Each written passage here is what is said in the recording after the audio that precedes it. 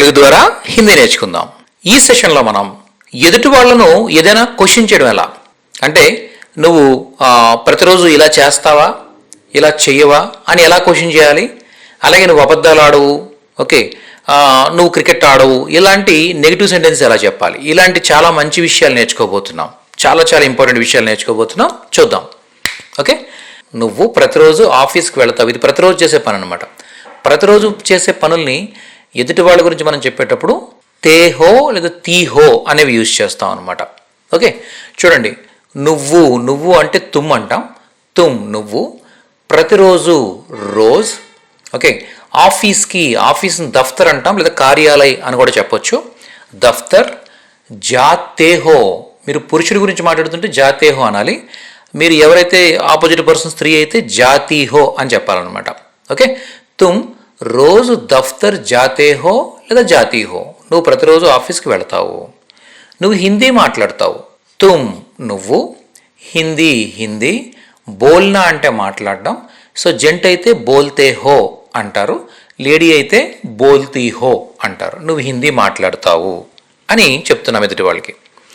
నువ్వు బాగా రాస్తావు అని చెప్పాలనుకున్నప్పుడు తుమ్ నువ్వు, బాగా అచ్చా, అచ్చా అంటే మంచిగా, రాస్తావు అంటే లిఖ్తే హో లేదా లిఖ్తీ హో, జెంట్ అయితే లిఖ్తే హో, లేడీ అయితే లిఖ్తీ హో. నువ్వు టీ త్రాగవు, నువ్వు టీ త్రాగవు. ఓకే, తుమ్ నువ్వు, చాయ్ టీ. ఓకే, త్రాగడాన్ని పీనా అంటాం. ఓకే, నహీ పీతే హో నహీ పీతీ హో, జంట అయితే పీతే హో, లేడీ అయితే పీతీ హో. నహీ పీతే హో నహీ పీతీ హో, నువ్వు టీ త్రాగవు, టీ త్రాగవు. నువ్వు అబద్ధం చెప్పవు. తుమ్ నువ్వు, ఝూట్, ఝూట్ అంటే అబద్ధం.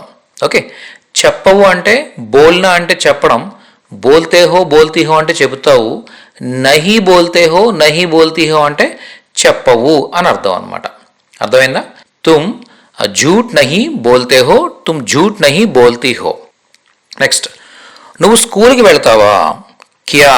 చూసారా, వెళతావా అని ఎప్పుడైతే మనం క్వశ్చన్ చేస్తున్నామో కంపల్సరీ మనం సెంటెన్స్ స్టార్టింగ్లో కానీ ఎండింగ్లో కానీ, ఇటువైపు కానీ ఇక్కడ కానీ సెంటెన్స్ చివరిలో కానీ క్యా యాడ్ చేయాల్సి ఉంటుంది అనమాట. క్యా అనే పదాన్ని యాడ్ చేయాల్సి ఉంటుంది.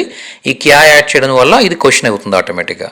క్యా తుమ్ ఏమిటి నువ్వు, ఓకే, స్కూల్ జాతే హో, స్కూల్కి వెళ్తావా. అది లేడీ అయితే జాతీ హో, వెళ్తావా. చూడండి, మీకు ఒక చిన్న క్వశ్చన్, నువ్వు క్రికెట్ ఆడతావా, నువ్వు క్రికెట్ ఆడతావా.